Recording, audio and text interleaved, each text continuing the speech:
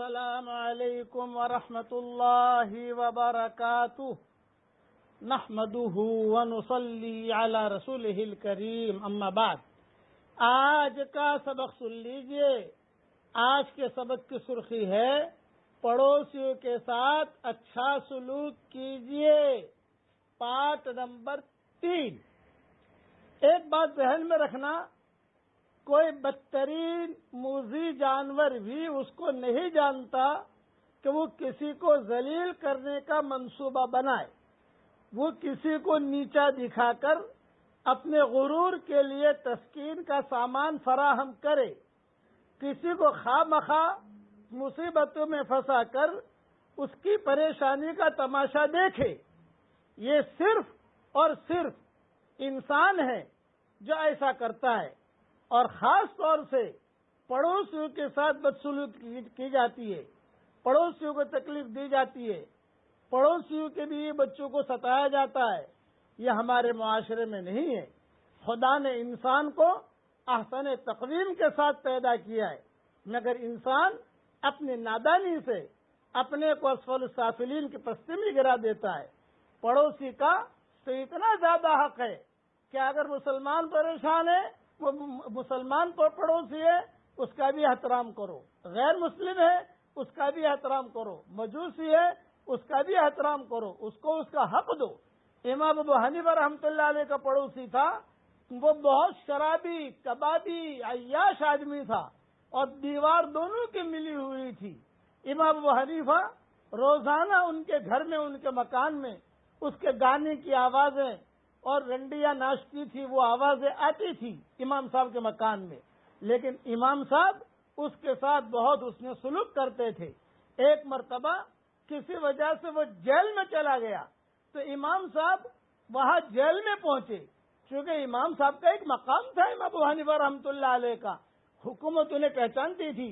جب وہاں گئے تو سارے پولیس والے، سارے فوجدار، سارے انسپیکٹر، سارے ڈی جی، سارے کے سارے امام صاحب کے آتے ہی کھڑے ہو گئے۔ حضرت آپ کیوں تشریف لائے؟ یہ فرمایا کہ بھئی میرے پڑوسی کو تم نے مارا ہے، میرے پڑوسی کو تم یہاں لائے ہو۔ یہ کہ آپ کا پڑوسی کون؟ چنانچہ وہ پڑوسی سامنے ہی تھا اور پولیس والے اس کی پٹائی کر رہے تھے۔ امام صاحب نے کہا یہ میرا پڑوسی ہے۔ تو چنانچہ امام صاحب نے کہا کہ یہ میرا پڑوسی ہے، میں آیا ہوں اس کی سفارش کے لیے، اور تم جو ہے اس کو مت مارو اور اس کو چھوڑ دو۔ تو پولیس والوں نے کہا کہ حضرت اس نے بہت قصور کیے ہیں۔ امام صاحب نے کہا قصور ضرور کیے ہیں، لیکن ہم نے اس سے زیادہ قصور اللہ کے گناہوں کے بارے میں کیے ہیں، آپ چھوڑ دو، اور میں اس کو ویسی نصیحت کرتا ہوں کہ بیٹا اب یہ کام تم مت کرنا۔ چنانچہ چونکہ امام صاحب کا ایک مقام تھا، پولیس والوں نے چھوڑ دیا۔ امام صاحب اس کا ہاتھ پکڑ کر اس کے گھر پر لائے، اس کے بیوی بچے بہت خوش ہو گئے، بہت خوش ہو گئے۔ اس نے جو ہے امام صاحب کے سامنے توبہ کی، اور کتابوں میں لکھا ہے صالح بن کر مرا۔ وہ جو پڑوسی تھا حالانکہ تھا گنہگار، عیاش تھا، رنڈیاں نچاتا تھا، لیکن امام صاحب نے کبھی بھی اس کے ساتھ بدسلوکی نہیں کی، اور فرمایا پڑوسی کا تو بہت بڑا حق ہے۔ آج ہم جانتے ہیں جو بھی یہ سبق سن رہے ہیں انہیں معلوم ہے کہ وہ پڑوسی کے ساتھ کیا کرتے ہیں۔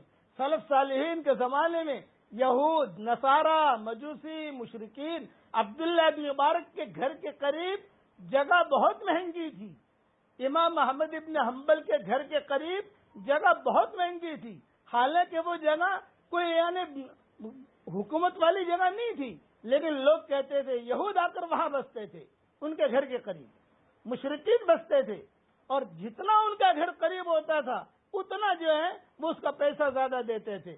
پوچھتے تھے کیوں؟ بولے یہ آدمی بہت اچھا ہے، اس کا پڑوس بہت اچھا ہے، خدا نہ خواستہ اگر کوئی نامناسب حال آئے تو اس کے دعا کی برکت سے اور اس کی توجہ سے ہمارے نامناسب حالات جو ہے ختم ہو جائیں گے، اس نامناسب حالت اللہ دور کر دے گا۔ اس لیے پڑوسیوں پر خوب احسان کیجئے، پڑوسیوں کے ساتھ خوب اچھا سلوک کیجئے۔ یہ مضمون انشاءاللہ کل مزید اور بیان کروں گا۔ اللہ ہمیں عمل کرنے کی توفیق عطا فرمائے، آمین۔ وآخر دعوانا ان الحمدللہ۔